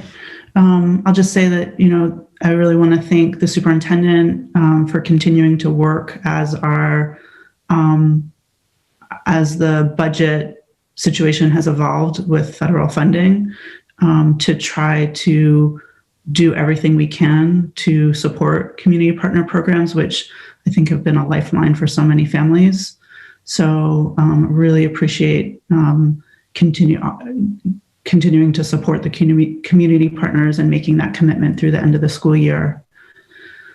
So with that, let's call the issue to question, call the question to a vote. So by roll call vote, please indicate whether you are in favor of approving continuation of the community partner programming through the end of the 2020-2021 school year as proposed. Mr. Superintendent, will you call the roll? Yes, Madam Chair. Mr. Burke? Yes. Mr. Irish? Sorry, I was taking a note. Yes. Mr. Rodriguez? Yes. Ms. Russell Better? Yes. So we would not tax Thompson? Yes. Ms. Trevorrow? Yes. Money up to Mr. Youssef? Yes. Ms. Allen? Yes. Ms. Boxer McCumber? Yes. Ms. Chung? Yes. Ms. Yangala? Yes. And Chair Figdor? Yes. So the motion passes unanimously with the students voting with the majority. And now we are on to personnel issues. Consideration and action to approve the personnel items listed, which is one-year only positions. Is there a motion? Ms. Trevorrow, seconded by Mr. Rodriguez. Barb Stoddard, would you like to speak to the motion? Sure. Good evening, everybody. We are bringing forward a single one-year only teacher for your approval tonight. I anticipate that this will be the last educator approval that you will see until we reach the probationary renewals in May, now that we've reached the half-year mark. Thank you so much. Are there any questions on the motion? Since it's a personnel item, there is no public comment. Is there any board discussion? Okay, please indicate whether you are in favor of approving the personnel items listed, one-year only position. Mr. Superintendent, will you call the roll? Yes, Madam Chair. Mr. Burke? Yes. Mr. Irish? Yes. Mr. Rodriguez? Yes. Ms. Russell Better? Yes. Yeah, multiple a day, but I haven't gotten them now for a few days. Interesting. But it's like to a link. Obviously, I don't open it. Thompson? Here. Yes. I'm sorry. Trevorrow? Yes. Mr. Youssef? Yes. Ms. Allen? Yes. Ms. Boxer McCumber? Yes. Ms. Chung? Yes. Ms. Yangala? Yes. And Chair Figdor? Yes. So the motion passes unanimously with the students voting with the majority. And with that, we are ready to adjourn. We do not have a workshop tonight. So this is the end of our meeting, our both business meeting and additional agenda items. Is there a motion to adjourn the business meeting? So moved. Ms. Thompson, seconded by Ms. Trevorrow, and all those in favor? We are adjourned at 8:10 p.m., a record time. Thank you so much, everyone. Have a terrific night.